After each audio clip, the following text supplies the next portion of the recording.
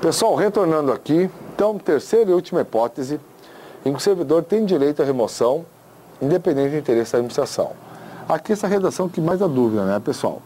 Em virtude do processo seletivo promovido na hipótese em que o número de interessados for superior ao número de vagas, de acordo com as normas pré-estabelecidas pelo órgão ou entidade em que aqueles estejam lotados.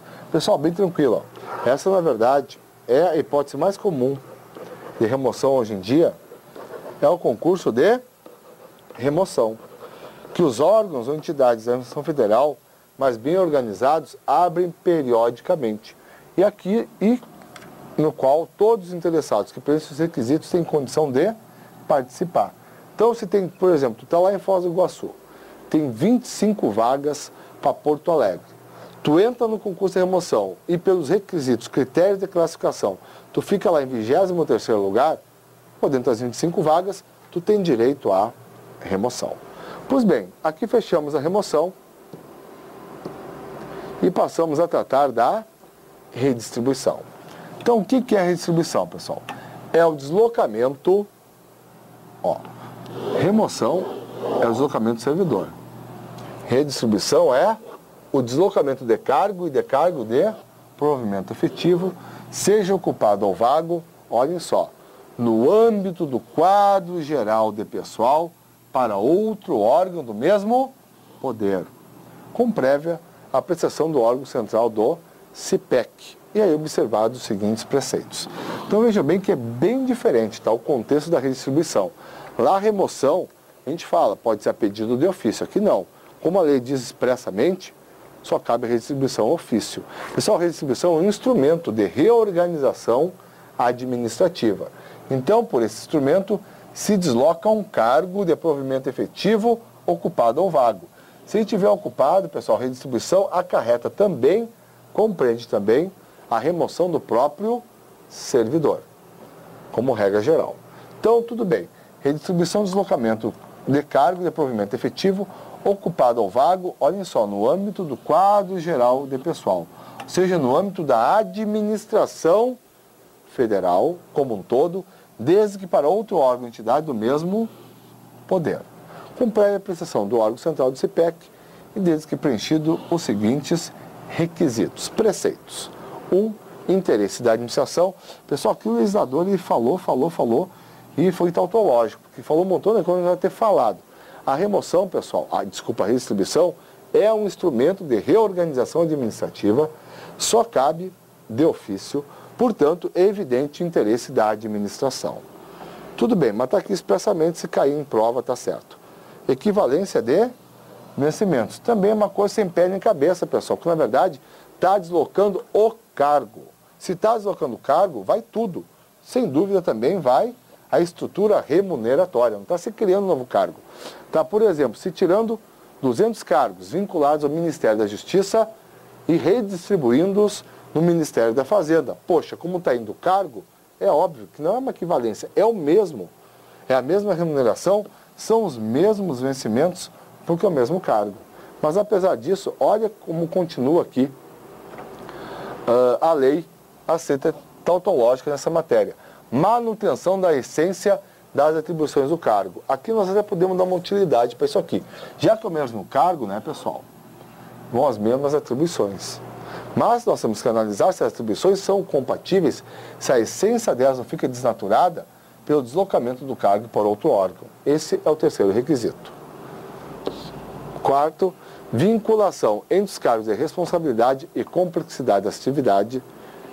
Nem vou falar nada. Quinto, mesmo nível de escolaridade, especialidade e habilitação profissional. Também não tem como não ocorrer isso aí, pessoal, porque é o mesmo cargo. Mas, se cair na prova, está certo? Está certo. Está expresso na lei. Olhem só. 6. Compatibilidade entre as atribuições do cargo e as finalidades institucionais do órgão ou entidade. Olhem só, eu fiz esse raciocínio aqui no terceiro requisito e está expressamente referido no sexto, porque desconsiderando o sexto, não tem nenhuma utilidade, pessoal, para o terceiro. Vejam só, isso assim é o requisito. Compatibilidade entre as atribuições do cargo, objeto da redistribuição, e as finalidades institucionais do órgão ou entidade. Pessoal, temos que conhecer a redação, Que é isso que a lei diz, apesar de, estou sendo chato, né? A lei ter sido ilógica. Todo o raciocínio dela, essa série de preceitos aqui, a quase totalidade deles é desnecessário, porque eu não estou tendo a criação de um novo cargo. Aí é outra história. Se um cargo for alterado, aí é outra conversa. Aqui eu não tenho uma alteração do cargo, da sua remuneração, das suas atribuições. Eu tenho um deslocamento. Aquele exemplo que eu dei. 200 cargos, hoje lotados no Ministério da Fazenda, são redistribuídos para o Ministério da Justiça. Vão os 200 cargos com todas as suas atribuições, com todos os seus requisitos de investidura, com todos os seus vencimentos, o mesmo cargo. Então, apesar de tudo que conversou fiado a lei, vamos assim dizer, o requisito a ser analisado realmente é o sexto. Compatibilidade entre as atribuições do cargo e as finalidades institucionais do órgão ou entidade. Tudo bem, vamos ler o que diz a lei e o restante da lei sobre essa figura. Tranquilo. Parágrafo 1º. A redistribuição ocorrerá ex officio, de ofício, para ajustamento da lotação e da força de trabalho às necessidades dos serviços, inclusive nos casos de reorganização, extinção ou criação de órgão ou entidade. Pessoal, olhem só. A redistribuição ocorrerá de ofício para ajustamento da lotação e da força de trabalho às necessidades dos serviços. Pessoal, esse aqui é o motivo, é o fundamento desse instituto na redistribuição. Ajustar a lotação e a força de trabalho dos diversos órgãos e entidades da administração federal às reais necessidades de serviço. E é claro que eu vou aplicar isso também nos casos de organização, extinção ou criação de órgão ou entidade.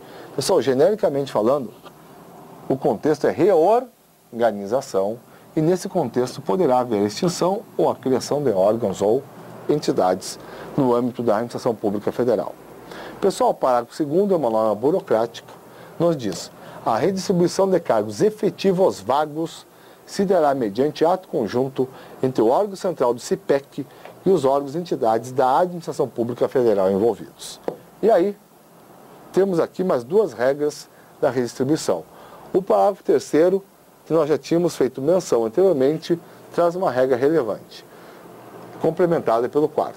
Nos casos de reorganização ou extinção de órgão ou entidade, extinto o cargo ou declarada a sua desnecessidade no órgão ou entidade, o servidor estável que não for redistribuído será posto em disponibilidade até seu aproveitamento na forma dos artigos 30 e 31. Então, primeira coisa, pessoal, e é o mais relevante, deixa claro o parágrafo 3º e 37, que se o cargo estiver ocupado, a princípio, o servidor estável é alcançado pela redistribuição junto com o cargo. O cargo é deslocado e o coitado do servidor estável, em regra, vai de reboque. É o que diz o parágrafo 3º. Então, friso novamente. Nos casos de reorganização e extinção do órgão entidade, quando for extinto o cargo ou for declarada sua desnecessidade no órgão entidade, o servidor estável será, em regra, redistribuído. Ele acompanha o cargo. Se ele não for redistribuído, ele é colocado em disponibilidade até que ocorra seu aproveitamento. Pessoal, e se é extinto o cargo ou declarada sua desnecessidade? O que ocorre? Com o coitado do não estável. Isso aqui eu até vou colocar separado aqui. Infelizmente, ele é exonerado. Então, aqui, ó. Em caso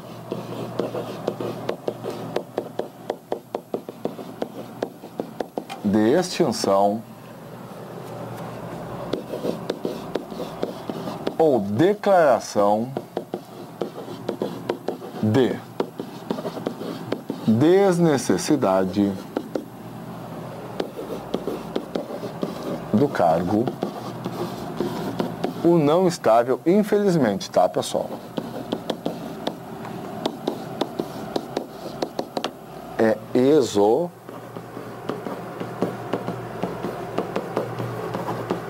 Opa! Faltou um pequenino detalhe. O não estável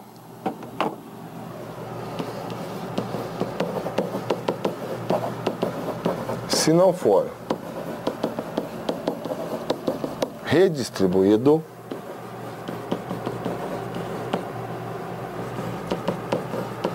é exonerado. Então ele tem que rezar, né, pessoal? Torcer para ser incluído na redistribuição, ser deslocado junto com o cargo, porque senão, né, pessoal, ele perde o vínculo com a administração, caso é de exoneração.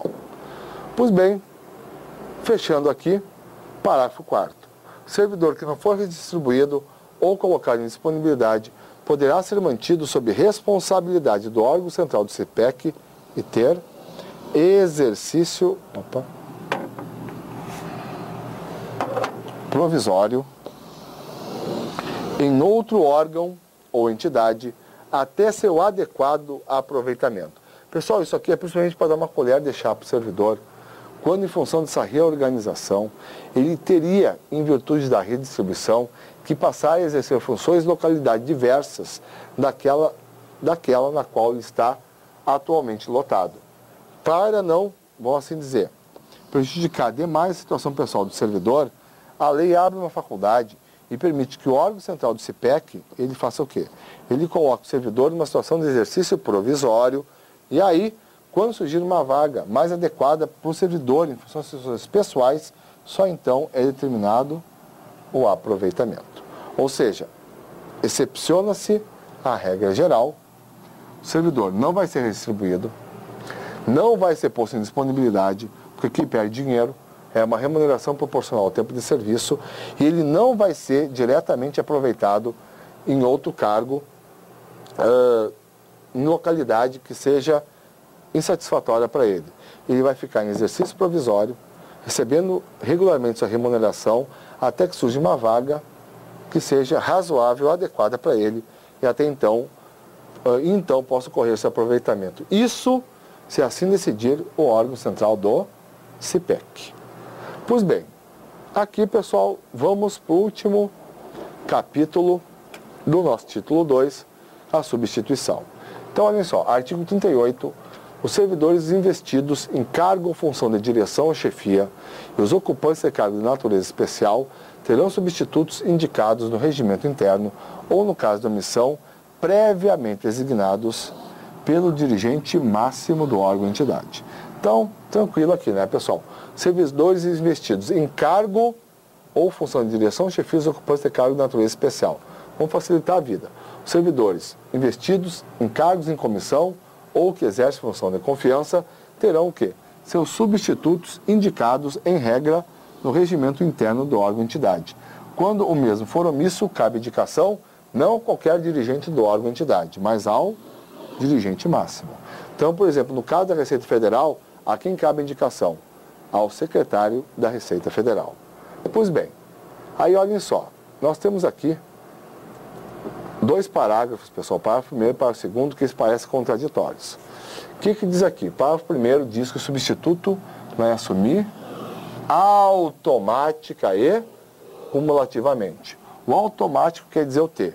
Quer dizer o quê? Ora, como o substituto já está indicado previamente no regimento interno ou por determinação do secretário, uma vez que o titular se afaste, não é necessário um ato formal publicado no Diário Oficial da União para que só então possa realmente ocorrer a substituição.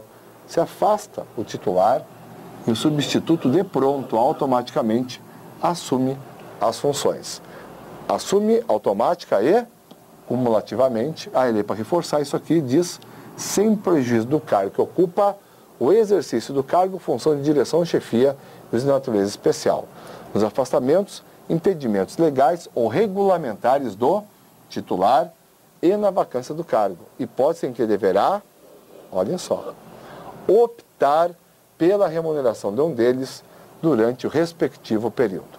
E aí, pessoal, é mais uma hipótese em que a lei autoriza a prestação de serviços gratuitos. Vamos destacar aqui, ó, pessoal. O substituto sempre vai assumir automática e cumulativamente o exercício do cargo em comissão ou da função de confiança. Os afastamentos legais, afastamentos ou impedimentos legais ou regulamentares do titular, ou também na hipótese de vacância do cargo.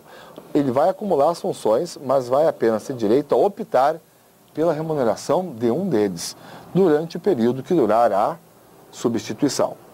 Pessoal, paramos aqui, damos sequência na próxima aula. Obrigado.